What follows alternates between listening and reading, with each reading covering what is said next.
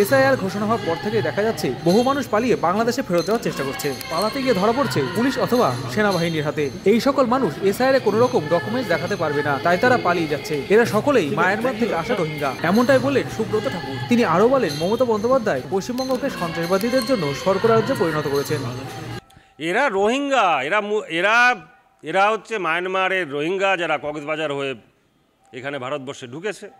এখানে তো শেল্টার যায়, পশ্চিমবঙ্গ তো শেল্টার জায়গা তৈরি করে রেখেছে, এটা তো লাঙ্গারখানা তৈরি করে রেখেছে। যে আসো, লুটপাট করো, থাকো, এখানে বোম ব্লাস্ট করো না, অন্য জায়গা করো, এসে আবার এখানে এসে আশ্রয় নাও। মমতা ব্যানার্জি এটাকে সেফ হেভেন বানিয়ে রেখেছে, সন্ত্রাসবাদীদের একটা সেফ হেভেন, যেখানে এসে আশ্রয় পাওয়া যায় এবং সুন্দরভাবে পাওয়া যায়। যত যেখানে মার্ডার হোক, এখানে এসে আশ্রয় পাওয়া যাবে। এসআর ডকুমেন্ট দিতে হবে। ডকুমেন্ট কোথায় দাদা? ডকুমেন্টটা কোথায়?